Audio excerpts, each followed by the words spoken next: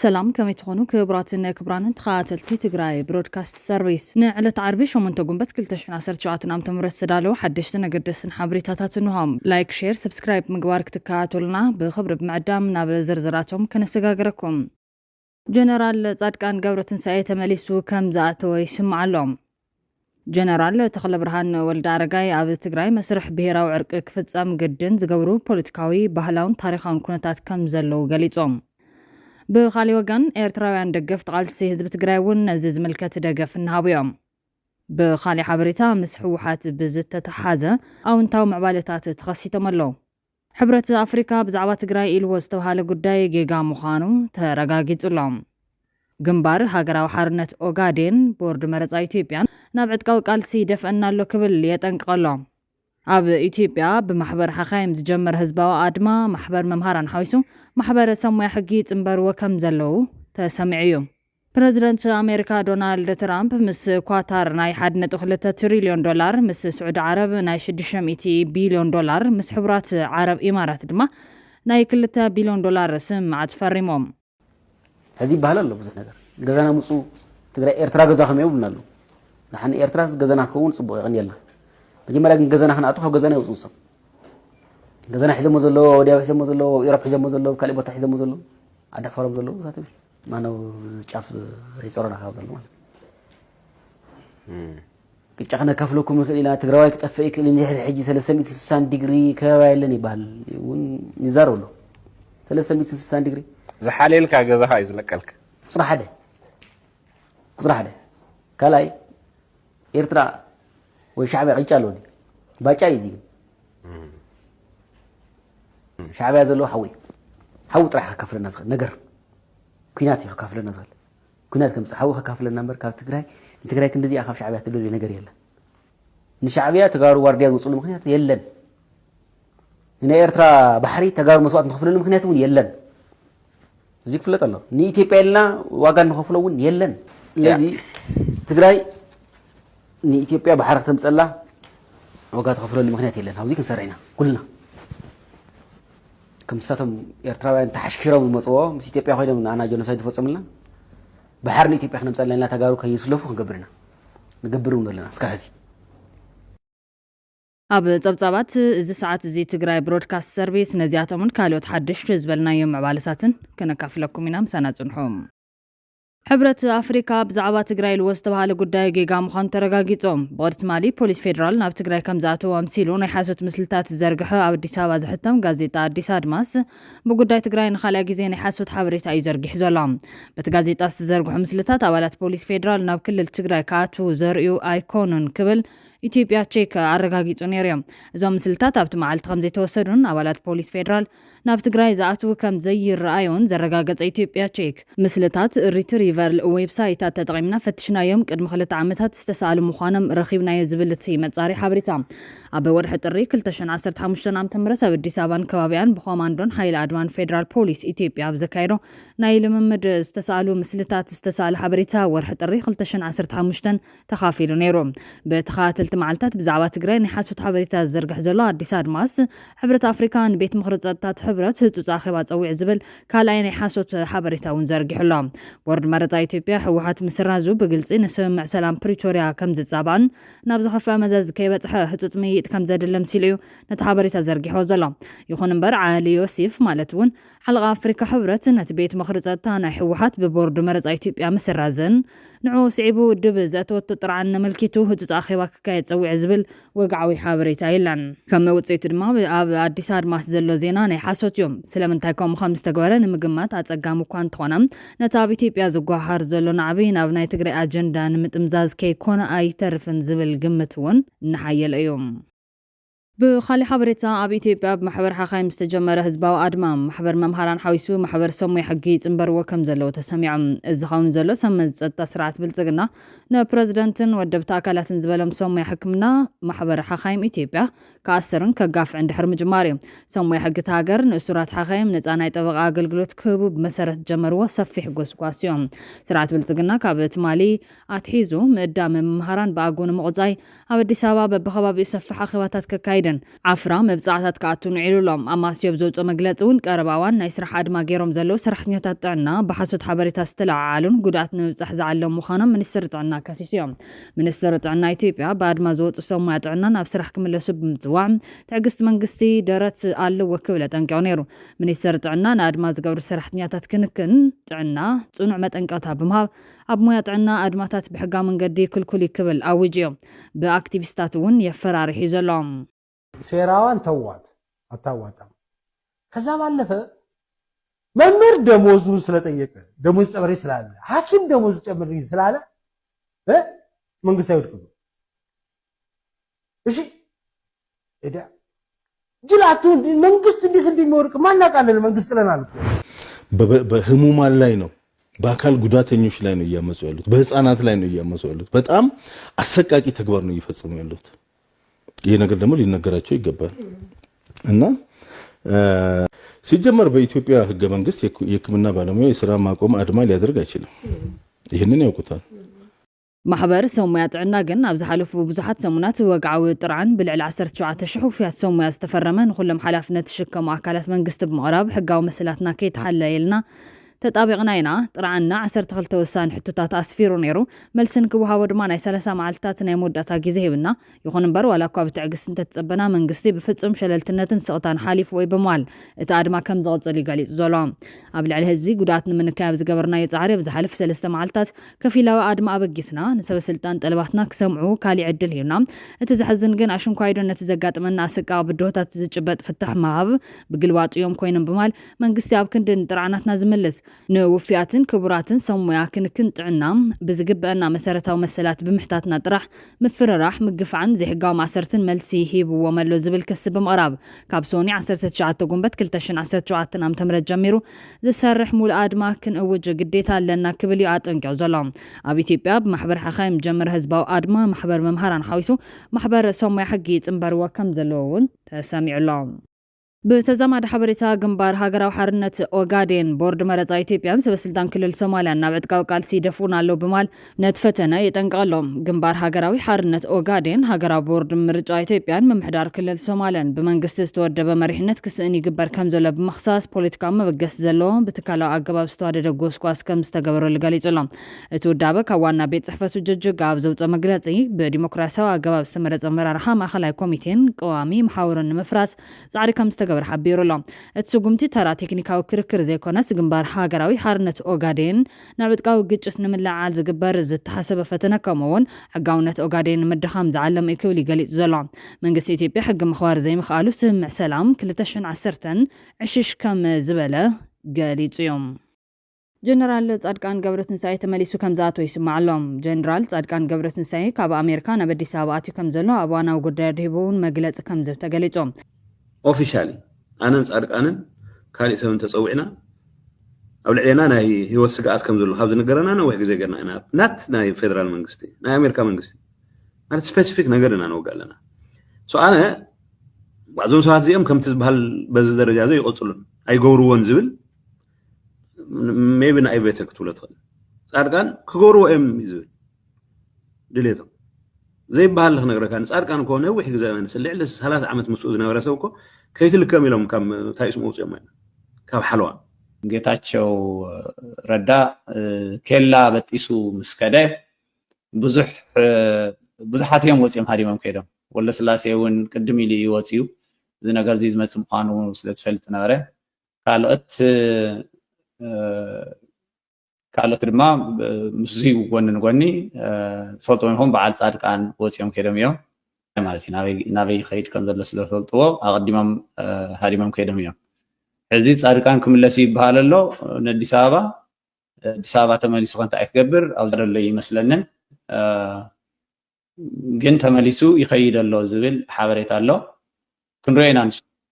እቲ ጀነራል ህዝቢ ኣብ ተንጠልጠለ ኩነታት ኢና ገዲፍና ኢሉ ዝተባሃለ ኮይኖም ኣብዚ ሕዚ መግለፂ እንታይ ክብል ይኸውን ዝብል ሕቶ ኣበጊሱሎም ብዙሓት ግን መሰረታዊ ፍታሕ ከየምፅእ ዝቐፅል ዘሎ ፖለቲካ ትግራይ መልክዕ ክሕዝ ኣውንታዊ ግደ ከበርክት እዩ ዝፅበ ዘሎ ሌተናል ጀነራል ጻድቃን ገብረትንሳኤ ናብ ኢትዮጵያ ምምላሱ ዘይተሓገሱ ገለ ደገፍቲ ግደፍን ተደናገፅቱን ድማ ሕዚ ካብ ኣሜሪካ ናብ ኣዲስ ኣበባ ኣትዩ ዘሎም ዓሰብ ናይ ኢትዮጵያ እያ ብዝብል ክቱር መርገፂኡ ንምቕፃል ዝብል ክስ እናቕረቡ እዮም እቲ ጀነራል ግና ንሱ ዝመርሖ መንግስቲ ሕወሓት ኢህወደግን ሻዕብያን ዝፈፀምዎ ናይ ቅድሚ ሕዚ ጌጋ ይኣክል ክብል እዩ ንኸምዚኦም ዓይነታት ክሲ ክነፅጎም ፀኒሖም ኣሰና ዝበሃል ናይ ቴሌቪዥን ሰበር ዜና ኢሉ ሕሊፍዎ እዩ ጀነራል ጻድቃንን ጌታቸውን ምስ ኣብይ ኣሕመድ ኮይኖም ዓሰብ ንምሓት ተሰማሚዖም ኣለዉ ኢሉ እዚ ሓሶት እዩ ደግሜ እዛረብ ሓሶት እዩ ህዝቢ ኤርትራን ህዝቢ ትግራይን ብዝኾነ ታሪኻዊ ኣጋጣሚ ኣብ ክልተ ተኸፈለ ህዝቢ እዩ ዝብል እምነት ኣለኒ እዚ ታሪኻዊ ኣጋጣሚ ናትና ወለዶ መልክዕ ዘለዎ መንገዲ ክፈትሖ ኣይከኣለን ነንባዕልትና እናተጓነፅና እቱ ንኻሊእ ክውዕል ዝኽእል ዝነበረ ናይ ክልቴና ሓይሊ ነንባዕልትና ምጥፋእ እዩ ተረጊጉ ንክልቴና ሒዙና ናብ ጥፋእ ዝኸይድ ዘሎ እዚ ክፍታሕ ይደሊ እየ እዚ ምፍታሕ እቱ መንእሰይ ወለዶ ንሕና ዝገበርናዮ ጥፋእታት እውን እናመዓራረየ ናይ ክልቲኡ ህዝቢ ድሌት መሰረት ገይሩ ናብ ቀስ ብቀስ ዝዓቢ ናይ ክልቲኡ ህዝቢ ብሰላም ምንባር ካብኡ እውን ንምክምዕብል ዝኽእል ነገር ንክመፅእ ይምነ እዩ ናብ ካልእ ሓበሬታ ትግራይ ብሮድካስት ሰርቪስ ተሰጋጊርና ጀነራል ተክለ ብርሃን ወልደ ኣረጋይ ኣብ ትግራይ መስርሕ ብሄራዊ ዕርቂ ክፍፀም ግድን ዝገብሩ ፖለቲካዊ ባህላውን ታሪኻውን ኩነታት ከም ዘለዎ ገሊፆም ኤርትራውያን ደገፍቲ ቃልሲ ህዝቢ ትግራይ እውን ነዚ ዝምልከት ደገፍ እናሃብዮም ጀነራል ተክለ ብርሃን ወልደ ኣረጋይ ንዩኤምዲ ሚድያ ብዘካፈሎ ነዊሕ ፅሑፍ ኣብ ትግራይ ናይ ብሄራዊ ዕርቂ መስርሕ ክፍፀም ግድን ዝገብሩ ፖለቲካዊ ባህላውን ታሪኻውን ኩነታት ኣለዎም ልዕሊ ኩሉ ተጋሩ ኣብ ሕድሕድና ይኹን ነንባዕልና ጉጉይ መንነታዊ ርድኢትን ግንዛበን ስለ ዘለውና ኣብ ትሕዝ ዘለና ኩነታት ክንወድቕ ከም ዝተገደ ና ክንቀበለለና ኣብ ታሪኽና ዘርኣናዮም ውድቀታት ጠንቂ ካብ ደገ ሃዘስ ክንብልን ናብ ደገ ክንነጥርን እምበር ንውሽጥና ክንፍትሽ ተራእዩ ይፈልጥን ሕማቃትና ብምስሊነት ክንሸፋፍን እምበር ፊት ንፊት ክንጋፈጥ ተራእዩ ይፈልጥን ዕቡይነት ብድዐ ዕንቱር ኣንነት ጉራ ሓሶት ህልኽ ሓዚ ድማ ስርቅን ምስሊነትን ከም ኣውል መሪሮምን ኣሎ ክብል ዝወቐሰ ኮይኖም ከም ሳዕቤን ድማ ካብ ጌጋና ተማሂርና ንቅድሚት ኣብ ክንዲ ንስጉም መሊስና መላሊስና ድኽመታትና ብዝኸፈ መልክዑ ክንደጋግምን ናብ ጫፍ ዓርሰ ምትሕና ክንበፅሕን ኮይኑ ይርከብ ዝብል መደምደምታ ኣቐሚጦም እቲ ጀነራል ወሲኹ ሕዚ በፂሕናዮ ዘለና ብርኪ ናብ ደገ ጥራሕ ዘወጣውጣ ዝነበራ ፃብዕትና ናብ ነንባዕልና ናይ ምክሳስን ምፅልላምን ብርኪ ምምላስ እዮም ናይ ምፅልላ መወዳእታ ድማ ምፅልላፍን ምጥፍኣን ጥራሕ እዮም ኣብ ታሪኽና ዝተፈፀሙ ጌጋታትን ካብ ሓቂ ዝረሓቑ ግንዛበታትን ብግዚኡ ስለዚኣረምናዮም እናገወዱ መፂኦም ናይ ምክፍፋል መስመራትና ኣብዚሖምን ኣዕሚቖምን ይርከቦም ነርስናን ንሰንሳትናን ዘለና ምልከታን ግንዛብን ዝንቡዕነት ካብ መግዋዱ ዝተልዓለ ካብ ሓቂ ሪሕቕና ንባዕልና ፍጹም ክንደማመፅ ኣብ ዘይንኽእለሉ ብርኪ ክንበፅሕ ኣለና ናይ ሓድነት ኣምር ተዛቢዑ ብፍርሕን ሓደ መንገዲ ጥራሕን ከም እንስሳ ክንግናሕ ብዝብህግ ተበላፃይ ፖለቲካ ክንምዝመዘን ናይ ሓሶትን ግብዝነትን መሳርሒ ክንከውንን ኮይኑ ዝብሉ ወቐሲታታት ብምቕራብ ስለዚ ሕዚ ዘለና መማረፂ ሓቂ ተቐቢልካ ምስ በዓልትና ምስ ደቂ ብሄርናን ካልኦትን ናይ ፍትሕን ዕርቅን ከይድ ምፍፃምን መሰረታዊ ለውጢ ብምጥላብ ብሄረ ትግራይ ምህናፅን ወይ ድማ በትሕዚ ንኸዶ ዘለና ንዘመናትና መሓሙቕ ዘእትወና ሓዲድ ቀፂልና ዓርሰ ቅትለት ምፍፃም ይክብል ሜጀር ጀነራል ተክለ ብርሃን ወልደ ኣረጋይ ኣብቲ ሕቶ ከይዲ ብሄራዊ ዕርቂ ኣብ ትግራይ ዝብል ኣርእስቲ ዘለዎ ፅሑፍ ጠቂሱ ዘሎ ብፍላይ ኣብ ትግራይ ናይ ብሄራዊ ዕርቂ መስርሕ ክፍፀም ግድን ዝገብሩ ፖለቲካዊ ባህላውን ታሪኻውን ኩነታት ኣለዉ ልዕሊ ኩሉ ተጋሩ ኣብ ሕድሕድና ይኹን ነንባዕልና ጉጉይ መንነታዊ ርድኢትን ግንዛብን ስለ ዘለውና ኣብ ትሕዚ ዘለና ኩነታት ክንወድቕ ከም ዝተገደድና ክንቅበል ኣለና ኣብ ታሪኽና ዘይረኣናዮም ውድቀታት ጠንቂ ካብ ደገ ሃሰስ ክንብለን ናብ ደገ ክንነጥርን እምበር ንውሽጥና ክንፍትሽ ተራእዩ ይፈልጥን ዝብል ኣገላልፁ ሓቅነት ዘለዎ ምዃኑ እዮም ተዓዘብቲ ዝገልፁ ዘለዉ ሜጀር ጀነራል ተክለ ብርሃን ወልደ ኣረጋይ ኣብቲ ናይ 8 ወርሒ መኸተ ንጆኖሳይድ ኣብ በረኻታት ትግራይ ኮይኑ ቃልሲን ሃገርነት ትግራይ ንጹር ካርታ ቃልሲ ተሓንፅፅ ብዝብል ናይ ሽዑ ቅዋሞ ኣብ ዝቕንያት ኣዘራራቢ ኮይኑ ቀኒ እዮም ህዝባዊ ኩናት እንዴት ኣውጁ ህዝባዊ ኩናት ይካየደሉ ኢልካ ተኣምር ተሓደ ሕቶ ንሱ እዩ ህዝባዊ ኩናት ይካየደሉ ዝብል እምነት የብለይ ህዝባዊ ኩናት ዘይካየደሉ ዘሎ ምክንያት ምስቲ ሕዚ ጎይቶም ዝረዕሎ ናይ መሪሕነት ፌይለር ኣሎ ናይ መሪሕነት ፌይለር ስለ ዘሎ እምበር ህዝቢ ትግራይ ከምቲ ዝበልካዮ ቅድሚት ነቲ ቃልሲ ይመርሕ ኣሎ መራሒ ዝብሎ ህዝኣነ ህዝቢ ትግራይ ዘቃልሰና ዘለውን ህዝቢ ትግራይ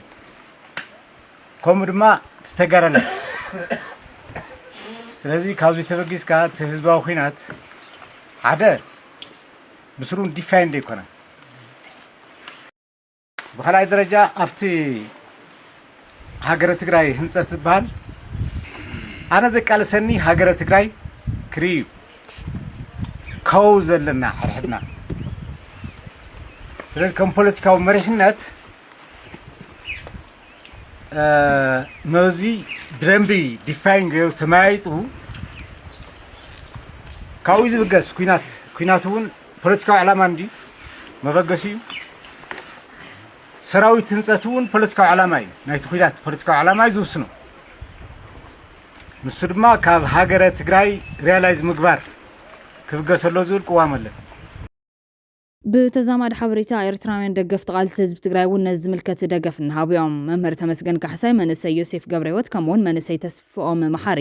ካብዞም ንህዝቢ ትግራይን ኤርትራን ዘላቐ ሰላም ክመጽእ መሪሕነት ትግራይን ንሕድሕዱ ክሳነ ለቦዋ ዘቕርብ ዘሎ ኤርትራውያን ወገናት እዮም መምህር ተመስገን ካሕሳይ ንፕረዚደንት ትግራይ ሓዊስካ ንውድባት ትግራይ ንነበርቲ ደቡብ ትግራይ ከምኡውን ንመራሕቲ ኤርትራ ብዘመሓላለፎ መልእኽቲ ነዚ ሓሳብ እዚ ከካፍል እንከለኹ ብወገናይ ነዊሕ እዋን ጽባሕ እቲ ግጭት ኣብ ዝጀመረሉ ኣብ እዋን ተደምረናል ንህዝቢ ትግራይ ጁንታ እናተባሃለ ትግራዋይ ኣብታ ኢትዮጵያ ትበሃል ሃጽያዊት ሃገር ብመንነቱ ብህይወቱ ክጥበስ እንከሎ ካብ ዝጽሓፍኩም መዘከርታታተይ ምርኩስ ብምግባር ዝብል መዘኻኸሪ ብምሃብዩ ነቲ መልእኽቲ ኣመሓላሊፍዎ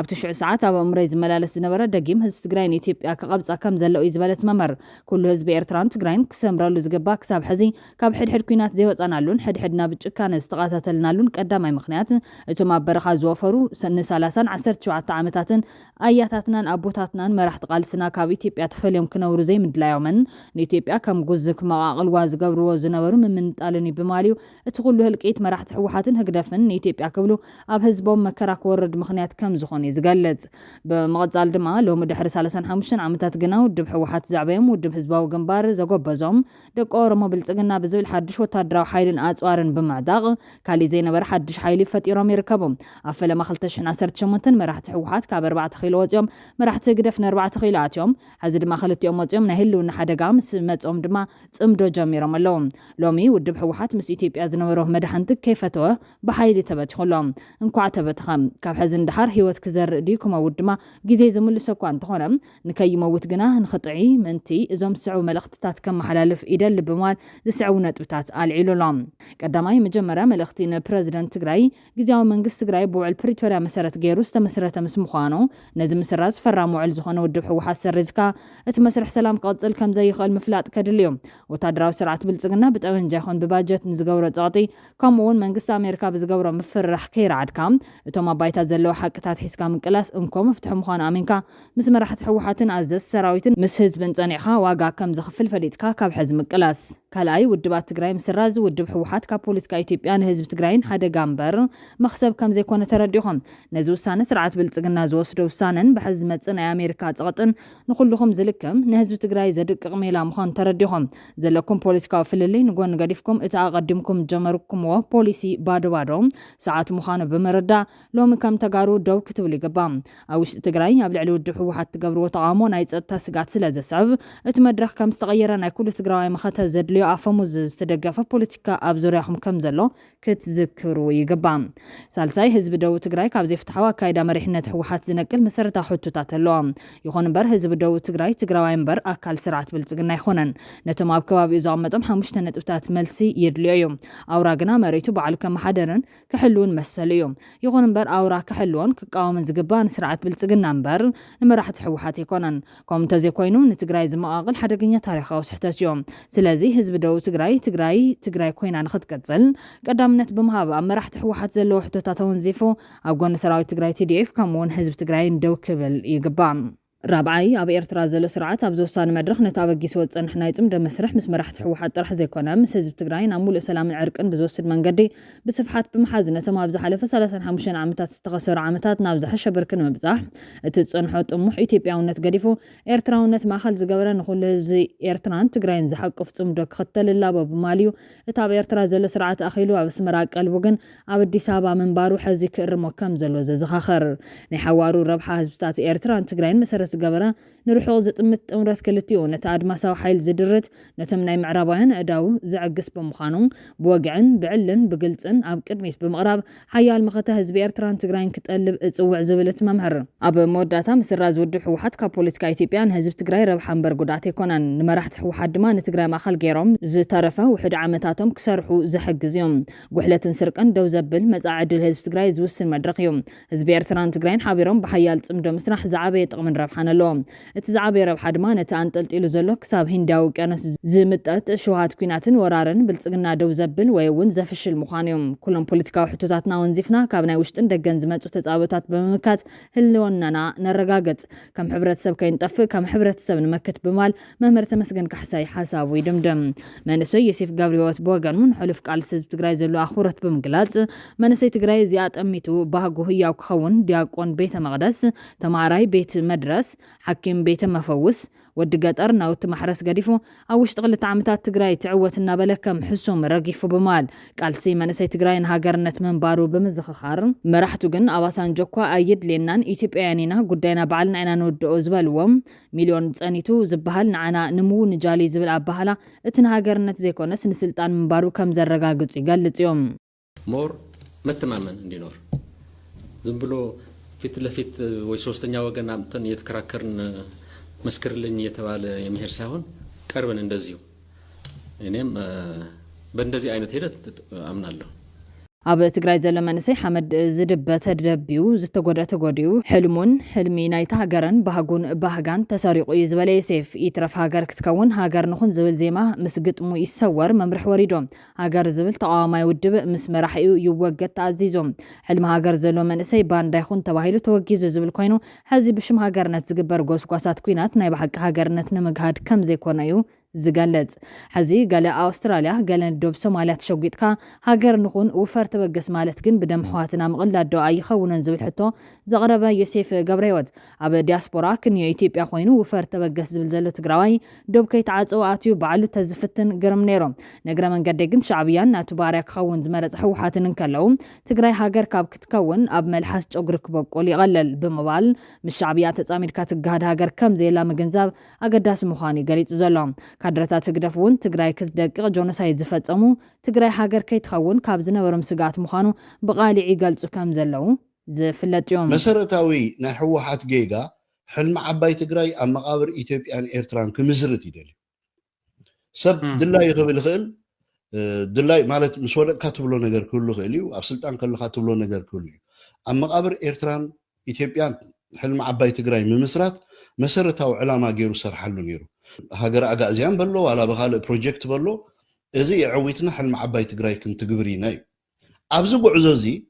عزوزي شعبيا مدخم من قستي إرترا مغيار زبلي أبتنا عسران حموشان عامت بروجكت ناتوم نايب على الملس زيناوي نيتوب يا أبي إيكونومي مدخامي ببهراوي متفنان مدخامي زين بهر بوليتيكا نبلو حزب إثيوبيا نحد حدو كان دي سما مع مقباري እዚ ሰሪሖሞት ሆምወርክ ካብ መጨረሻ እቲ ዓብ ፀገም ዝኾን ኤርትራ ምውዳቕ ምእባይ ናይ ህዝቢ ኤርትራ መኸተ ልኡላውነት ኤርትራ ተዓቂቡ ምቕፃሉ ንዕኦም ናብ ሓደጋ እትይዎም ንሕና ዓብ ዋጋ ክፊሉና ብኢኮኖሚና ኣብ ዓቕሚ ሰብና ገለመለ ግን ብውሕዱ ንሕና ልኡላውነትና ዓቂብና ወፂና ንሳቶም ነቲ ዝሓልሞ ሕልሚ ዓባይ ትግራይ ክትግብሩ ይከኣሉ ሃገርነት ትግራይ ብምልኣተ ህዝቢ ትግራይ ብሓበራዊ ቃል ስንበር ብኸም ዝሕዝ ዘሎ ዝተበታተነ ስምዒትን ናይ ግዳም ጽምዶን ንምግሃድ ዝግበር ጻዕሪ ንህዝቢ ትግራይ ተወሳኺ ጥፍኣት ምጽዋዕ ምዃኑ ዝገልጹ ተዓዘብቲ ቀዳምነት ስምዕ ፕሪቶርያ ተግባራዊ ኮይኑ እታ ብሕገ መንግስቲ ኢትዮጵያ ትፍለጥ ትግራይ ውሕስነት ክትረክብ ሓድነት ህዝቢ ናብ ንቡር ክምለስ ምጽዓር ኣገዳሲ ምዃኑ እዮም ዝምዕዶም ህግደፍ ብድሕሪት ኮይኑ ዝደፍኦ ናይ ኩናት መንገዲ ኣትሪሩ ዝቃወም ኤርትራዊ መንእሰይ ተስፎም መሓርወን ኩናት ኣይንደልን ኢና ኢሉ ህዝቢ እንድሕር ጨሪሖም ሻዕብያን ሕወሓትን ኩናት ክገብራ ኣይኽእላን እየን እዩ ዝብል ዘሎም السلام زدليو هو حتى يكونن السلام زدليو شعبي يكونن السلام زدليو حزب تግራይ السلام زدليو حزب ኤርትራይ رديخاني اب قرن افريقيا እቶም ክልተ ዝሃፍቶም ውድባት ሻዕብያን ህወሓትን እዮም ከይትግረም ዝብለካ ዘለኹ ብዛዕባው ብዙሕ ነገር ክትርኢ ትኽእል ኢኻ ገለ ክትገብር ትኽእል ኢኻ እቶም ዝሃፍቶም ሻዕብያን ህወሓትን እዮም እቲ ዝደኸየ ሕብረተሰብ ኣብ ቀርኒ ኣፍሪቃ ኻ ህዝቢ ኤርትራን ህዝቢ ትግራይን እዩ ስለዚ እንታይ ዝብለካ ዘለኹ ነዚ መድረኽ እዚ ክትሪኦ እንድሕር ኮንካ ኣብ ውሽጦም ኮንካ ኻ ክስዕሮም ትኽእል ካብ ደገ ክስዕሮም ኣይትኽእልን ኢኻ ነዚ ተረኺቡ ዘሎ ግን እንታይ ክትገብሮም ትኽእል መስለካ ሓደ እኹል ነገር 30 ዓመት ሕሱ እዮም ነይሮም 30 ዓመት ይወሰብ እዮም ኣጥፊዮም የ15 እንታይ ኮይኖም ተኣሲሮም ሃገርና ወያነ ክሸጥዋን እዮም ተባሂሎም እዚ ኩሉ ተኣሰረ ብሰንኪ ወያነ እንዳተባሃለ ስለዚ እንታይ ዝብለካ ዘለኹ ህዝቢ ትግራይ ነዚ ብኸመይ ክሪኦ ኣሎ ህዝቢ ኤርትራ ብኸመይ ክሪኦ ኣሎ ሻዕብያ ሰላም ከምፅልካ ይግደፍ ሰላም ከምፅልካ ወይ ህወሓት ሰላም ከምፅልካ ዘይኮነስ ሰላም ክረጋገፅ ዝኽእል ካብቲ ንስኻ ትገብሮ ድፍኢት ካብቲ ንስኻ ትገብሮ ፃዕሪ ኣደርዋይስ ፖለቲከኛታት ኩሉ ግዜ ከማኻ ከማዮም ክነግረካ ጨካናት ኣለዉ ርህሩሃት ኣለዉ ፈራሓት ኣለዉ እሶም ከዓ ደዳኣወጅዎ እንድሕር ትቕበሎ እንድሕር ኮንካ ክኸውን ይደ ዝበልዎ ስለዚ እንታይ ዝብል ዘለኹ ኣብ መንጎ ህዝቢ ትግራይን ህዝቢ ኤርትራን ሰላም ኩናት የድልየና ድዩ ኣየድልየናን እዩ ካብዚ ኩናት እዚ ክንድሕነሉ ንኽእል መድረኽ ከብ ምንታይ እዩ እዚ ናይ 30 ዓመት ዝፈጠርዎ 20 ዓመት ዝፈጠርዎ ሎሚ ሓሶት ከም ዝኾነ እንድሕር ኣረጋጊፅካ ወድኻ ናብ ምስ ትግራይ ክዋጋእ ዝስድድ ምክንያት የብልካ ሓፍትኻ ምስ ትግራይ ክትዋጋእ ዝስድድ ነገር የብልካ ፕሬዚደንት ኣሜሪካ ዶናልድ ትራምፕ ምስ ኳታር ናይ 1.2 ትሪልዮን ዶላር ምስ ስዑድ ዓረብ ናይ 600 ቢልዮን ዶላር ምስ ሕቡራት ዓረብ ኢማራት ናይ 2 ቢልዮን ዶላር ስምዕ ተፈሪሞም ስዑድ ዓረብ ቀጣር ከምኡውን ኢማራት ዳርጋ መን ምስ ኣሜሪካ ዝለዓለ ውዕል ውድድር የንቀነን ስዑዲ ኣብ ቀይሕ ባሕሪ ወጢናቶን ዘላ ልምዓታውን ፀጥታውን ወፍሪ ዝውዕል ናይ 600 ቢልዮን ዶላር ውዕል ክትፍርም ከላ ዛጊድ ኣብ ስግር ባሕሪ ካብ ዝርከብ ማዓስከር ሰራዊት ኣሜሪካ ትዛዕበየ ዶኪና ትርከብ ኳታር ድማ ናይ 1.2 ትሪልዮን ዶላር ፈሪማላ እዚ ብዜካትን ንጉሳዊ ቤተሰብ ኳታር ንዶናልድ ትራምፕ ዛጊድ ኣብ ታሪክ ፕሬዚደንታት ኣሜሪካ እቲ ዝዓበየ ህያብ ተባሂሉ ዝግለጽ ዘሎ ዋጋ 400 ሚልዮን ዶላር ብሕታዊ ደርማስ ነፋሪት ክህቡ ምዃኖም ዝተመጻበዕዎ እዩ 96 ቢልዮን ዶላር ናይ መንገዲ ኣየር ኳታር ንመግዝኢ 210 ዝኾና ነፈርቲ ቦይንግ ዝውዕሉ እውን እዮም ፕሬዚደንት ትራምፕ ሕቡራት ኢማራት ዓረብ ኣብ ሃገራት ከሊጅ እቲ ዝወሓደ ዝበሃል ስምዕ ማለት እውን 200 ቢልዮን ዶላር ከቲሙሎም ትራምፕ ናብዘን ሃገራት ክበፅሕ እንከሎ ብነፈርቲ ኩናት ተዓጅቡ እውን እዩ መዕርፎ ነፈርቲ ሃገራት ዓረብ ክወርድን ክድይብን ቀኒ ዘሎ እቲ ዘዘራርብ እቲ ዝተጋነነ ውዕላት ይኹን ኣቀባብላ ዘይኮነ ምብፃሕ ዶናልድ ትራምፕ ምስሊ ኩነታት ፊሊስጤማውያን ተኣሲሩ እዘን ሃገራት ይብላ ይኾናዶ ምስ ዝብል ትፅቢት ማሕበረሰብ ዓለም ብምውቅዑ እዩ ሃገራት ዓረብ ግን ቅጭጨ ይበለንን ቅጨን ኣብ ምብሳልየን ክጓያ ተራእየን ኣብዛ ጨካን ዓለም ዝድንግፀልካ ክርከብ ብፍላይ በዝሎሚ ንዓይ ዝነገሰሉ ሕስምዋን ኣፀጋሚ እዩ ዝብሉ ተዓዘብቲ ህላውኻ ኣብ በዓልኻ እምበር ኣብ ካልኦት ምግባር ሓደገኛ ምዃኑ እዮም ዝገልጹ ዘሎም ብኻሊ ሓበሬታ ምስ ሕወሓት ብዝተተሓዘ ኣወንታዊ ምዕባለታት ተኸሲቶም ኣለዎም ውድብ ሕወሓት ውሳነ ቦርድ መረፃ ኢትዮጵያ ኣብ ልዕሊ ውዕሊ ፕሪቶርያ ዝህልዎ ሳዕቤን መልኪቱ ስጋቱ ዝገልጽ ህፁፅ ደብዳቤ ናብ ሕብረት ኣፍሪካ ጽሒፉ እዮም ትሕዝቶ ሕወሓት ናብ ኣፍሪካ ሕብረት ዝፅሓፎ ደብዳቤ ብትግርኛ ብሓፂሩ እንትጠቓለል ሕጋውነት ሕወሓት ብውዕሊ ፕሪቶርያ ተመሊሱ እናሃለዎ ፌደራል መንግስቲ ግን ነዚ ብምጥሓስ እዚ ጉዳይ ሕግን ምምሕዳራውን ጥራሕ ብምባል መረፃ ቦርድ ኢትዮጵያ ዝስጉምቲ ንክወስድ ፈቒዱሉ ኣሎ ስለዚ ቀዳማይ ኣብ መንጎ ሕወሓትን ፌደራል መንግስትን ኣብ ዙርያ ሕጋውነት ውሳነ ተፈጢሩ ኣብ ዘሎ ግጭት ንከተደራድሩና ህፁፅ ኣኼባ ወይ መድረኽ ንክትፈጥሩ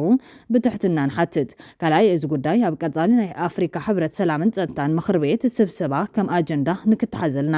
ሳልሳይ ክሳብቲ ዝቕፅል ስብሰባ ዝካየድ ድማ እዚ ውሳነ ተፈጻሚ ንኸይኸውን ፌደራል መንግስቲ ጠጠው ንከብሎ ፅዕንቶ ንክትገብሩ ዝብል ኣየን ዶክተር ደብረፅዮን ገብረ ሚካኤል ነዚ ሕቶ ካብ ዝሓለፈ ለካቲት ተትሒዙ ከልዕሎ ፀኒሑ እዩ ሕዚ ኣኼባ ይፀውዕልና ኢና ኢልና ዘሎ ናይ መጨረሻ ጣሽማ ክሪአ ኢልና ለቲ ሓንቲ ንሕና ንገብራ ንኽእል ምስ ሳልሳይ ወግን ኮንካ ምውዳእ ግዜ የለን ከምቲ ንስኻትኩም ተበልኩሞ ንሕና ንከወሲና ኢና ሕዚ ተፀዊዕ ዘሎ ኣኼባ ኣወንታዊ ምዕባለታት ክኽሰቱ ዝገብር ምዃኑ ዝግለጽ ዘሎ ኮይኖም ዝተፈላለዩ ሓሳባት ግን ክለዓሉ ጀሚሮም ኣለዉ እዞም ሓሳባት ብወገን ትግራይን ብወገን ኢትዮጵያን ዝተማእዘኑ እዮም ብወገን ትግራይ ዝለዓሉ ዘለዉ ሓሳባት ሕዚ እቲ ጉዳይ ሕብረት ኣፍሪካ ከኣትዎ እዩ ዝመስል ዝብል ኮይኖም እቲ ኣኼባ ብድሌት ስርዓት ኢትዮጵያ ዝፅዋዕ ኣኼባ እዩ ዝመስል ሕዚ ሕወሓት እውን ኣትይዋ ኣሎ ከምታ ስርዓት ኢትዮጵያ ዝደለያ ትኸውን ዘላ ክልቲኦም ሓይልታት ክሲ ሒዞም ክቐርቡ እዮም ሕወሓት ባዕሉ ኣብ ፈለማ ኣዋርሕ ብዝደርበዮ ነጥቢ ኣፍልጦ ተኸሊአ ተገፍዑለይ ክብል እዮም ኣብዚኣ ዝግበር ኩሉ ምግባሩ ኣይተርፈን ካልእ ሕድገትን ምህጋር ረብሓ ትግራይን ዝተረፉ ጉዳያት ንፖለቲካዊ ጨለነት ሒዙ ክቐርብ እዮም ብልጽግና ድሌት ሕወሓት ኣብ ኣፍልጦ ዝተደረተ ክኸውን ንምግባር ይሰርሕ ዘሎ ካብኣ ፈንተት ከይብሉ ምግባር ዓላምኡ ክገብር እዮም ሕወሓት ተኸፋፊሉ ተሸጊረውን ክብል እዮም ንዕኡ እያ እቲ ሓዳሽ ውድብ ዕላው ዘይተገበረት ክልቲአን ሓደን በበይኑን እየን ሓደ እዩ ዝብል ሓሳብ ኣልዒሎም ኣለዎም እዞም ብትግራይ ወገን ዘለዎ ወገናት ወሲኾም ሕወሓት ኣብ ዝዕንክልል ክሻብ ዝብል ብልጽግና ናፍተን ቀንዲ ኣጀንዳታቱ ትኹረት ገይሮም ንሕወሓት ኣብ ቅድሚ ማሕበረሰብ ዓለም መፍረሳዊ ውዕሊ ንምግባር ይሰርሕ ዘሎ ብዋናነት ሕወሓት ንመስጊ ኢሉ እውን ደጀን ኣልሻ ክጥቀመሉ ዝቐነየ ምስ ሻዕብያ ዝግበር ስድር ርክብ ብልጽግና ብመረዳታ ከቐርብ እዮም ባዕሎም ዝኣወጅውን የለን ኣሉን ዘይበልዎን ርክብ ብሚድያ ክቃላሕ ርኢና ኢና መደራደርትን ተዓዘብትን ሕወሓት ምስ ደጋዊ ሓይልታት ዝገብሮ ርክብ ደው የብል ዝብል ዓንቀጽ እቲ ውዕሊ ጠቒሶም እውን ውዕሊ ተፍርስ ኣለኻ ክብሉ እዮም ብልጽግና እንተተኻኢሉ ሕወሓት ርክባቱ ክበትኽሞም ንዓሰቡ ክወፍር ተዘለየ ግን ንዝሓስቦ ወራር ምክንያታዊ ንምግባር ይሰርሕ ዘሎ እቲ ወራር ዲፕሎማስያዊ ድጋፍ ክረኽበሉ ሕወሓት ኣብ ፕሪቶርያ ዝተወድአ ኣፍልጦ ባዕሉ ናብ ቀለበት ቦርድ መረፃእትዩ ክሳብ ሕዚ ኣብ ሓንበተት ይብል ኣሎ ዝብል ሓሳብ እውን ወሲኾም ኣለዎም ብልጽግና ተመዛበልታይ መለሰን ግዛትን ምሕዳርን ናብ ዝነበረ ከይመለሰ ምስ ሕወሓት ማዕረ መፍረሳዊ ውዕልን ከሳስን ክኸውን መስደመም ዝብሉ እዞም ብወገን ትግራይ ዘለው ወሃብቲ ሪቶም ውዕልታት ብባህርዮም ነቲ ኣብ እዋን ምኽታም ልዕልና ዝነበረ ሓይሊ ዘዛዘው እኳ እንትኾኖም እቲ ሓደ ሓይሊ ንቑሕ እንተኮይኑ ግን ዘጸግም ኣይኮነን ሕወሓት ግን ቀንዲ ጉዳያት ኣገዲፋ ከምቲ ብልጽግና ዝደልየሎም እውን ብእንግሊዝኛ ኣፍልጦ ተኸሊአ ተገፍዑ ይብለሎም 2 ዓመት ሙሉእ ኣባሎም ብልጽግና ብንጌታቸው ገይሩ ሓደ ኢድ ሕወሓት ስለ ዝሓዘም ብዙሕ ይኸብዶን ንስርዓት ኢትዮጵያ ዝመርሑ ሰባት ብፖለቲካዊ ንቕሓት ኣብ ዝእተው ዝበሃል ኣይኮነን እዚኦም ዝበልጹኻ እንተኮይኖም የለኻን ማለት እዮም ብሕወሓት ዝመጽእ መፍትሒ ሎም ይኹን ጽባሕ ኣይህልዎን መፍትሒኡ ምድሪ ከይመሸ ከም ተጋሩ ንዘቲ መጻኢና ባዕልና ንወነን ዝብል መልእኽቲ ኣመሓላሊፎም ኣለዎም ምክትል ሊቀመንበር ሕወሓት ኣማኒላ ሰፋ ንቢቢሲ ኣብ ዝሃቦ ቃለ ምሕተት ሕወሓት ዳግም ምምዝጋብ ዝብል ከመማረፂ ዘይርእየሉ ምክንያታት ድማ ጠቒሱ እዮም እቲ ቀንዲ ነገር ሕወሓት ንዘካየዶ መኸተ ዘይሕጋዊ ምንቅስቓስ እዩ ዝገብሮም ስለዚ ተወፂኡ ዘሎ ኣዋጅ ተቐቢልካ ምምዝጋብ ማለት ኣብ ትግራይ ዝተገበረ መኸተ ናይ ዓማፅ ምንቅስቓስ ከም ዝኾነ እሞ ዘይሕጋዊ ምንቅስቓስ ከም ዝነበረ መንግስቲ ኢትዮጵያ ድማ ነቲ ዝገበሮ ወፍሪ ናይ ሕጊ ምኽባር ወፍሪ እዩ ዝብሎም ንሕና ናይ ፀረ ሰላም ይኹን ሕገ መንግስቲ ናይ ምፍራስ ምንቅስቓስ ኣይኮናን ጌርና ጆኖሳይድ ንምምካት ምስ ህዝብና ኮይንና ኢና መኪትናዮ እትናትና ስነ ሞገት ኢሉ እዮም ካብዚ ብዝሰገረ በተሓድሽ ኣዋጅ ምምዝጋብ ማለት እውን ንሕወሓት ጥራሕ ዘይኮነ እቲ መኸተ ህዝቢ ስሕተት ከም ዝነበረ ተቐቢልካ ምምጻም ነቲ መንግስቲ ፌደራል ዘካይዶ ዝነበረ ወፍሪ ድማ ኣፍልጦ መሃብ ማለት እዩ ኢሎም ብተወሳኺ ሕወሓት ልፍንቲ ወደ ቅድሚ ምፍራሱ ምስ ካልኦት ሰልፍታት እቲ ገዛ ውድብ ዝነበረ ብምዃን ዘተጠረይ ሃፍቲ ምስራዝ ምንቅስቓስ ሕወሓት ከም ብሓድሽ ምጅማር ዝብሉ ጉዳያት ከም ዘተሓሳሰብዎ ኣብቲ ዝሃቦ መብርሂ ኣመልኪቱ ነይሩ ሕዚ እውን ሕወሓት ስምዕ ፕሪቶርያ ምርኩስ ብምግባር ናይ ፖለቲካን ዲፕሎማስን ቃልሲ ከም ዝገብር ኣይተ ኣማኒኤል ገሊፆም ከም ውፅኢት ድማ እቲ ጉዳይ ናብ ሕብረት ኣፍሪካ ኣምሪሕሎም እዚ ናብ ሕብረት ኣፍሪካ ዘኣምሪሑ ዘሎ ጉዳይ ብወገን ሕወሓት ናብ ኩናት ከምርሑ ይገብሮም እዩ ዝብል ዝነበረ ግምት ዘፍሸለ ምዃኑ እዮም ኣብ ደንበ ኢትዮጵያውነት ዝተሰለፉ ኣካላት ዝገልጹ ዘለዎም በዓል ሞያ ሕጊ ኣይተ ኣበራ ንጉስ መራሕቲ ሕወሓት ኣብ ልዕሊ መራሕትን ሰራሕተኛታትን ጊዜያዊ ምሕዳር ትግራይ ህልቂት ዓሌት ከም ዝፈጸሙ ዝምልከት ክሲ ዘቕረበ እዩ ኣካል ካብ ወርሒ ጥቅምቲ ክሳብ ሰነ 2013 ዓ.ም በፌደራል መንግስቲ ኣብ ዝተመስረተ ጊዜያዊ ምሕዳር ሓላፊ ቢሮ ፍትሒ ኮይኑ ዘገልገለ ምሁር ሕግን ጠበቓን ኣይተ ኣበራ ንጉስ እቶም ከሲሶምዎ ዘሎ መራሕቲ ሕወሓት ሕዚ ዝኽተልዎ መንገዲ ንምምሕዳር ኣብይ ኣሕመድ ናብ መንቃር ኣቕሮ ዝኣተወትሉ ዝገበረ ክብል እዩ ንኢድዎ ዘሎ ንሱ ምስቲ 95 ሚልዮን ህዝቢ ኢትዮጵያ ኣንጻር 5 ሚልዮን ህዝቢ ትግራይ ክልዓል ፃውዒት ዘቕረበ መሳይ መኮነን ኣብ ዝነበረ ቃል ምሕተት ነዝተዛሪቡ ዘሎ እንታይ ተሓድሽ ነገር ንዝብል ስዒቡ ክቐርብ እዮም እስቲ ያልከው ነው እየሆነ ያለው የተባለው ሊሆን የሚችለው ነው የተከሰተው የምርጫ ቦርድ ውሳኔ ያስተላልፏል ህወሓትም ከፌደራሉ መንግስት ይልቅ ለውጪ አካላት አቤቱታ አቅርቧል አቤቱታውኑ ያው በግልጽ ነው እኛ ፈራሚዎች እንደመሆናችን መጠን የፕሪቶሪያ ስምምነት ያለፈው አሰቃቂ ጦርነትን ያስቆመ ስምምነትን ሊያፈርስ ወደሚችልበት አቅጣጫ ሄዷል በሚል ማሳሰቢያ አዘልና እንዲሁም የመፍትሄ ሐሳብ ያለበትን ሁኔታ መግለጫ ወጥቷል ይሄ የሚያመለክተው እንግዲህ ህወሓት በመንግስት በኩል ከፌደራል መንግስት በኩል ሲጠብቀው የነበረው መፍትሄና ውይይት አላገኘሁም ብሎ ታሳቢ ተደርጎ የተጻፈ ለሶስተኛ ወገን የተጻፈ ደብዳቤ እርግጥ አፍሪካ ህብረት በዚህ ጉዳይ ከሆነ ፕሪቶሪያ ስምምነት ተፈራረሙ ታዛቢ አካል የነበረ በኋላም ጉዳዩ በተለይ ፕሪቶሪያ ስምምነት በማስፈጸምና ክትትል በማድረግ ኃላፊነትና ማንዴት ያለው ተቋም ስለሆነ በአግባቡ ጽፎ አሳውቋል አሁን እዚህ ላይ መታየት ያለበት ህወሓት ይሄ ደብዳቤ ሲጽፍ ምን ማለት ነው የሚለው ወሳኝ ነገር ነው። እንደምታውቀው የኢትዮጵያ ፖለቲካ በተለይ በብልጽግናና በህወሓት ያለው የመሳሳብ የፖለቲካ ሽኩቻ እድገትን በጣም ከፍተኛ እድገትን እየመጣ ነው። ከዚህ ባለፈው ግንቦት 5 ላይ የሚወሰነው ውሳኔ ለጦርነት ያለው ቅርበትን በብዙ ደረጃ ከፍ ያደርጋል ብለን ስንገመግም ነበር ወይ መላምት ስንሰጥ ነበር። አሁን በተመሳሳይ ሁኔታ ያ ቅጥያ የሆነውን ሁኔታ ነው የተፈጠረውና እዚህ ላይ በተለይ ህወሓት በተደጋጋሚ በአባላት በትግራይ ተወላጆችም ይሁን በሌሎች የኢትዮጵያ ፖለቲካ ውስጥ ክትትል ያላቸው ደግሞ የሚታዘቡ በትምህርት በቅርብ ትብት ላይ ህወሓት ፖለቲካ ውስጥ እየፈጸመ በተለይ ደግሞ በብልጽግናና በፌዴራል መንግስት ፖለቲካው ብልጫ ላይ ነው ያለው የሚል ግምገማዎች ስናስተላልፍ ነበር። እኔም እንደማናቸውም ኢትዮጵያዊ በሁለቱም ኃይሎች ያለው ሽኩቻ እየተከታተልኩኝ ህወሓት ፖለቲካዊ ብልጫ እየተወሰደበት ነው፣ በፖለቲካ መበለጥ ደግሞ በወታደራዊ ውጊያ ላይ ራሱ እንድምታለው ብለን እንገመግም ነበር። ዛሬ ግን ይሄን በሚቀለብስ ወይ ደግሞ መጠነኛ የሆነ ፖለቲካው ስኬትን ሊያጎናጽፍ በሚችል ሁኔታ ህወሓት ጠባጫሪ ነው፣ ጦርነቱ ይፈልገዋል የሚለውን የብልጽግና ፖለቲካዊ ፕሮፓጋንዳ የሚቀለብስ ነው። ምክንያቱም ለድርድርና ለውይይት መድረክ ፍጠሩልኝ ማለት ሰላምን እፈልጋለሁ ማለት እስከሆነ ድረስ ይሄ መጠነኛ የሆነ ነጥብ የሚያሰጠው ክስተት ተከስቷልና እኔ በዚህ በህወሓት በጻፈው ደብዳቤ ጦርነቱ ከትናንት ምርጫ ቦርድ ከወሰነው ውሳኔ አንድ እርከን ቢጨምርም በእርከኑ ላይ እንዲቆይ አስደርጎታል። ምክንያቱም እኔ ግምቴ የነበረው ህወሓት ምን ይላል ሰረዛችሁኝ አልሰረዛችሁኝ ከዚህ በፊትም ገልጸናል፣ አሁንም የምታመጡት ነገር የለም አይነት ነገር ያለው መግለጫ ያወጣል ብዬ እየገመትኩኝ እያለሁኝ አሁን ግን መድረክ እንዲፈጠርለት ሰላማዊና ፖለቲካዊ ውይይት እንዳደርግ የሚመለከተውን አካል መድረክ ያመቻችልኝ ብሎ መጻፉ አሁን ትንሽ ፖለቲካዊ ነጥብ ያስቆጠረ መስሎ የተሰማኝ አጋጣሚ አለ። ጣዩ ምን ሊሆን ይችላል? የአፍሪካ ህብረት በጉዳዩ ላይ ጣልቃ ይገባል ወይስ ምን ሊያደርግ ይችላል? የህወሓትን ጥያቄ ተቀብሎ ሁለቱም ወገኖች ሊያነጋግር ይችላል? መልካም እንግዲህ እንደ ፕሪቶሪያው ስምምነት አነጋገርና ይዘት አንዱ የአፍሪካ ህብረት ዋናው ስራው የፕሪቶሪያው ስምምነቱን አፈጻጸም መከታተልና መገምገም። ስለዚህ አንዱ በፕሪቶሪያው ስምምነት ከተቀመጡ ጉዳዮች ደግሞ የህወሓት ከሽብርተኝነት መውጣትና ወደ ፖለቲካዊ ህይወት መመለስን ነው። ስለዚህ እንደ አንድ የፕሪቶሪያው ስምምነት ልክ ይቻላል። ለምሳሌ የዲዲአር ጉዳይ አለ፣ የተፈናቃዮች መመለስ አለ፣ አጨቃጫቂ የሆኑ ቦታዎችን እልማት መስጠት፣ ትግራይን መልሶ ማልማትን፣ የሽግግር ፍትህን መትከልን፣ ብዙ ጭብጦች የያዘ ጉዳይ የአቃፊ ጊዜያዊ አስተዳደር መትከል የሚሉ ብዙ የተፈጸሙ ያልተፈጸሙ ጉዳዮችን የያዘ ነው የፕሪቶሪያው ስምምነት። እነዚህ ጉዳዮችን በግምገማና የመከታተል የአፍሪካ ህብረት ማንዴት ነው። ያ የሚያደርገው የሚገመግመውና የሚከታተላቸው ደግሞ ዘላቂ የሆነ ህገ መንግስታዊ ስርዓትን መመለስና ዘላቂ የሆነ ሰላምን ከማስፈር አንጻር ነው። ስለዚህ ህወሓት የጠየቀው ጥያቄ በቸልተኝነት ማለፍ የሚችል አይመስለኝም። ምክንያቱም የሆነ ግብረ መልስ መስጠት አለበት እንደ አንድ ፈራሚ። አፍሪካ ህብረት ደግሞ እንደ አንድ ውሉን ስምምነቱን የሚቆጣጠርና አፈጻጸሙን የሚከታተል አካል የሆነ ነገር ማለት አለበት ብዬ አምናለሁ። ከሚላቸው አጋጣሚዎች አንዱ መድረክ ይፈጥራል ብዬ እገምታለሁ። ስለዚህ ይሄ ግምት ካልፈጠረስ ምን ይሆናል የሚለው ግን ህወሓት ጠባጫሪ ነው፣ ህወሓት ጦርነቱ ይፈልገዋል፣ ህወሓት የሰላም ኃይል አይደለም የሚለውን በብልጽግና በኩል ሲሰራጭ የነበረውን ፕሮፓጋንዳ የበላይነትም አግኝቷል። ዝም ብሎ መሰረተ ቢስ ሆኖ ሳይሆን ብልጽግና ባካሄድ በህወሓት ላይ ያስመዘገባቸው ብልጫዎች ነበር። እነሱ ወደሚቀለብስ ሁኔታ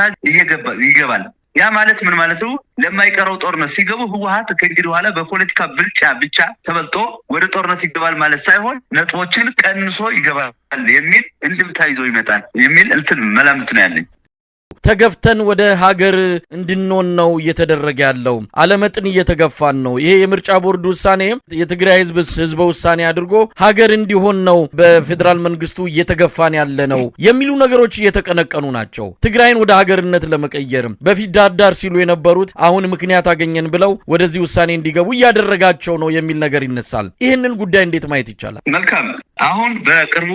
በአክቲቪስቶቻቸው በኩል የተገፋን ስሜት ብቻ ሳይሆን መገፋታችን ካልቀረ እኛም በዚህ አጋጣሚ ሀገር የመመስረት ጉዟችን ነፃ ሀገር የመመስረት ጉዟችን መጀመር አለብን፣ ምቹ አጋጣሚ ነው ብለው አንዳንድ አክቲቪስቶቻቸው በማህበራዊ ድህረ ገጾችን ሲያንጸባርቁ ይታያሉ። ይሄ ግን ከህወሓት ድርጅታዊ አቋምና በተለይ ደግሞ ከህወሓት መሰረታዊ የትላልቅ መዋቅራዊ መሪዎች ጋር የሚገኝ አይደለም።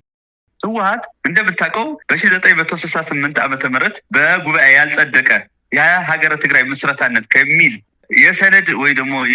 የውይይት አጀንዳ ከማድረግ አልፎ በመደበኛ ፕሮግራሙ ከ1971 በኋላ በመደበኛ ፕሮግራሙ በሚመራበት የድርጅቱ አቋም ሀገረ ትግራይነት አስፍሮት አይገኝም።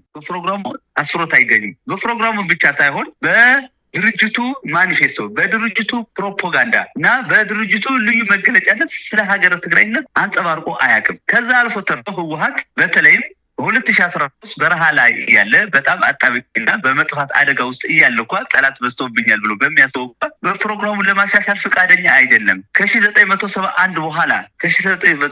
በኋላ ህወሓት ሀገረ ትግራይነት ይሁን ብሔርተኝነት ለስልት ጉዳይ እንደሚጠቀመው 2012 በተለያዩ መድረኮች የድርጅቱ መስራችና መሪ የሚባሉ እንደነ አባይ ፀሐዬ እንደ ዶክተር አበረከ እንደነ ገብሩ አስራት ሌሎች ወታደራዊ እንደነ ጀነራል ጻድቃን ገብረትንሳኤ ያሉ ወታደራዊ አመራሮችና ኦፊሰሮችም ሳይቀር እኛ ሀገረ ትግራይነትም ይሁን ብሔርተኝነት ለስልት ህዝብን ለማንቀሳቀስ በተለይ የትግራይ ህዝብ ለማንቀሳቀስ ተጠቀምንበትና እንጂ የሀገረ ትግራይን የመመስረት እቅድ ኑሮን አያውቅም ስትራቴጂካሊ ብለው ያመኑበት ጉዳይ ነው። አሁንም 2013 ከመጡ በኋላ አዳዲስ የፖለቲካ ኃይሎች እንኳን ህወሓትን በትግራይ ባለው ፖለቲካዊ አቋሙ ከህዝብ ለመለጠል በሚያስችል ጉዳይ በተለይ አዳዲሶቹ የትግራይ ብሔራዊ ድርጅቶችን ሀገረ ትግራይነት በፕሮግራማቸው አቀንቅነው ለዚህ እንቅፋት የሆነን ህወሓት ነው ብለው ብዙ ክስና አቤቱታ በሚያቀርቡበት ሰዓት እንኳን ህወሓት ታማኝ ሆኖ ፕሮግራሙን አላሻሻልም። ስለዚህ ከአሁኑ በኋላ ህወሓት ይሄን ጉዳይ በስልት እንኳን በስትራቴጂ ደረጃ እንኳን ሀገር ለመመስረት ሊቀሰቅስና በስትራቴጂካሊ ጉዳይ በስልት ደረጃ እንኳን ለመቀስቀስ ፈቃደኛ አልሆነም። አሁን ያለበት ሁኔታ አጣብቂኝ ነው። የተጠያቂነት ጉዳይ ፊት ለፊት ተደቅኖ ድርጅቱ ተሰርዞ እንኳን ወደ አፍሪካ ህብረት ሲያመለክት ወደ አህጉሩ ሲያመለክት በኢትዮጵያ ፖለቲካ ማዕቀፍ ውስጥ ማፈናፈኛ አጥቻለሁ፣ ህጋዊ ሰውነቴ ወደ ነባር ህጋዊ ሰውነት እንዲመለስ የፈቀደልኝ የፕሪቶሪያ ስምምነት አልተከበረም፣ ህገ መንግስታዊ ስርዓቱን እንድናከብርና በኢትዮጵያ ፖለቲካ ውስጥ ትልቅ ሚና እንዲኖረን አልቻልም የሚል አቤቱታና ኩርፊያ ከመግለጽ አልፎ ይህን ተከትሎ ይህን ካልተደረገልን ግን ሀገረ ትግራይን የመመስረት ስግቴ እናደርጋለን የሚል የፕሮፓጋንዳ ፍንጭ እኮ አልሰጠም። ስለዚህ ህወሓት ታማኝ ነው። እስካሁን ለፕሮግራሙ ታማኝ እንደሆነ ሀገረ ትግራይነትም ብሔርተኝነትም ከስልት መጠቀም ያለፈ ሚና እንደሌለው አረጋግጧል። በዛ ጭንቅ ጊዜም አቋሙ ያልቀየረ ድርጅት ነው። ለዛም ነው መደበኛ በሚባሉ መሪዎች በመሪደርነት በመደበኛ በሚታወቁ የእሱን በሚቆጣጠራቸው ሚዲያዎች ስለ ሀገረ ትግራይነት ቢሆን ስለ መገንጠል አንድም ነገር አልተነፈሰም። ስለዚህ ያ የሚባል ለዛ ነው አነስ ያለ ጉዳይ ስለሆነ አነስ ያለ የመደራደሪያ ጭብጥ ስላደረገ ለሱ ከስትራቴጂ ወርዶ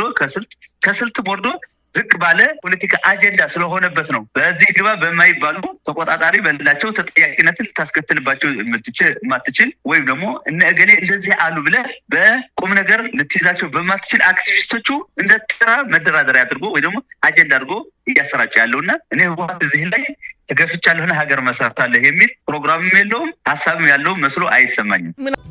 ክቡራትን ክቡራንን ተኸታተልቲ ትግራይ ብሮድካስት ሰርቪስ ነሰዓት ዝተዳለው ሓደሽትን ኣገደስትን ሓበሬታታት እዚኦም ይመስሉ። ላይክ፣ ሼር፣ ሰብስክራይብ ምግባር ስለትከታተሉና ኣዝና ንመስገን።